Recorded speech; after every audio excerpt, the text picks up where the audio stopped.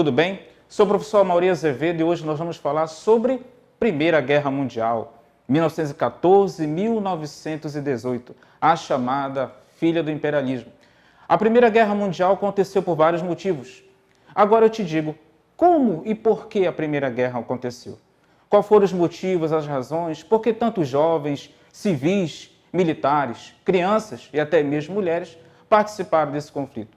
Por que Espanha, Inglaterra, França, Itália, Alemanha, Rússia e Império Austro-Húngaro participaram desse conflito? São perguntas, mas que vocês vão saber agora os motivos e as razões do surgimento desse conflito. A Primeira Guerra Mundial, ela aconteceu não do nada, não foi, na verdade, de uma noite para o dia. A Primeira Guerra aconteceu por os 4 motivos principais. Primeiro deles, o imperialismo e o neocolonialismo. Se você se recorda, lá na época do século XIX, século XX, as potências imperialistas, Inglaterra, Itália, França e Alemanha, estavam disputando mercados consumidores, matéria-prima e mão de obra nos continentes asiáticos e africano. E nesse momento, essas potências estavam buscando ali matérias-primas para suas indústrias lá na Europa. E aí, nesse momento, elas começaram a ocupar espaços, territórios, começaram a conquistar matérias-primas, justamente para atrair aí, na verdade, o surgimento dessa disputa imperialista. E é importante ressaltar também uma coisa em relação à Primeira Guerra, a questão dos movimentos nacionalistas, o nosso segundo motivo desse conflito. Os movimentos nacionalistas surgiram como uma maneira de tentar resolver os problemas de dominação de territórios. Por exemplo, a região da Alsácia-Lorena, que foi conquistada pelo Império Prussiano na Guerra Franco-Prussiana, que a França acabou perdendo espaço para a Alemanha. Outro motivo também que aconteceu importante foi a formação das alianças. Durante a Primeira Guerra Mundial, a Europa vivia um momento assim de tranquilidade, de paz, a chamada paz armada. Enquanto a sociedade europeia estava ali tranquila, vivenciando um momento de transformações econômicas, científicas e culturais, por trás as potências imperialistas estavam se preparando, se armando para entrar em conflito. Só que é claro que todo conflito armado, ele precisa de um motivo principal. Na verdade, a Primeira Guerra Mundial teve um estopim. E qual foi esse estopim da Primeira Guerra Mundial? Nós sabemos que o Império Austro-Húngaro ele estava se preparando para entrar em conflito e estava expandindo seus domínios para a região dos Balcãs, ali onde fica a Sérvia, Montenegro e a região da Bósnia e Herzegovina. Nesse momento, o Império Austro-Húngaro anexa o território sérvio ao seu território e causa uma espécie de um desconforto na sociedade sérvia. Nesse momento, o que vai acontecer?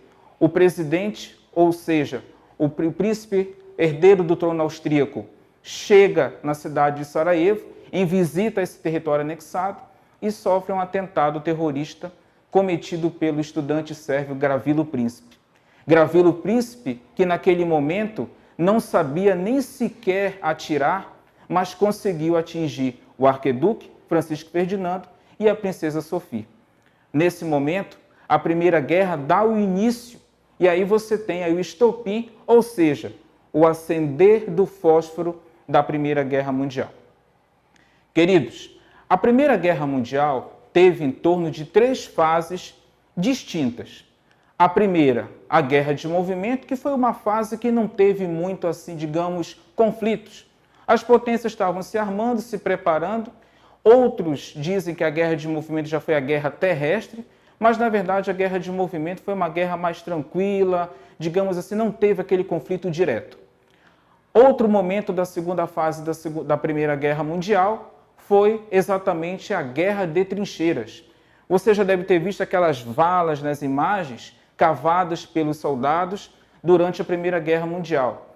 Só para você ter uma ideia, a distância das trincheiras, elas como se fosse uma distância do estado do Amapá até o estado do Pará. Ou seja, era grande a distância das trincheiras. Valas cavadas no solo, que tinham até então condições insalubres de sobrevivência. Soldados muitas das vezes não tinham condições de alimentação, viviam doentes, morriam ali mesmo nas trincheiras. Mas o grande problema das trincheiras era os ataques aéreos, que poderiam ser uma maneira de derrotar o inimigo ali mesmo. A última, digamos assim, fase, ou digamos assim, estratégia da Primeira Guerra Mundial, seria a guerra química, como exemplos do gás cloro, o gás mostarda, que foram utilizados nesse momento do conflito. A Alemanha foi pioneira na utilização desses gases como uma estratégia de combate ao inimigo. A Primeira Guerra Mundial, como vocês podem perceber, ela se desenrolou de fato de 1914 e 1918, mas o ano de 1917 foi essencial para a Primeira Guerra Mundial. Enquanto a Alemanha estava lá combatendo seus inimigos com a Itália e o Império Austro-Húngaro, eis que entra em cena o chamado Tio Sam, ou, é claro, os Estados Unidos. Agora é o seguinte, por que os americanos entraram no conflito? Os Estados Unidos, sabendo da saída da Rússia da Primeira Guerra Mundial por problemas internos relacionados à Revolução Bolchevique, os Estados Unidos perceberam o seguinte, nossa, os meus amigos, a Itália, a França, a Inglaterra, estão o quê? Vulneráveis contra a Alemanha. Com medo de perder esse apoio, os Estados Unidos entram dentro do conflito e acabam ajudando o lado da Entente. Para como eu não tinha falado para você anteriormente, a Primeira Guerra Mundial foi dividida em dois grandes grupos. A Tríplice Aliança, formada pela Alemanha, Itália e Império Austro-Húngaro, e a Tríplice Entente, que era formada pela Rússia, França e Inglaterra. A Itália vai mudar de lado por uma questão de estratégias e até mesmo por algum benefício de territórios das colônias lá na África. Outra coisa importante que você precisa saber sobre a Primeira Guerra Mundial é que a entrada dos americanos no conflito ajudou a derrotar os alemães. Por volta mais ou menos do final de novembro de 1918, os alemães passam por um intenso processo de transformação política, o imperador Kaiser II sai do poder e assume no outro lugar Guilherme II. Guilherme, ao assumir o poder, assina um tratado de armistício, ou seja, cessando os conflitos entre a Alemanha e os outros lados da Primeira Guerra e acaba aí decretando um acordo de paz entre os países. Nesse momento, surgem aí as chamadas consequências da Primeira Guerra. Nós tivemos aí em torno de 7 a 8 consequências principais. Primeiro delas que foi o Tratado de Versalhes, onde colocou punições severas à Alemanha. A Alemanha perdeu territórios, a Alemanha acabou nesse momento aí perdendo muitos soldados, porque o Tratado de Versalhes determinou que não tivesse mais de 100 mil soldados no território alemão, e além disso a Alemanha teve que pagar uma dívida pesada aos países vencedores. Para você ter uma ideia, em 2017 a Alemanha acabou de pagar sua dívida com os países vencedores. A Primeira Guerra Mundial foi uma guerra desastrosa, queridos. Para você ter uma ideia, ela teve em torno de 11 milhões de mortos, 30 milhões de feridos entre civis e militares. Ela mudou todo o cenário mundial, com a formação de novos países e também o desmembramento de alguns impérios.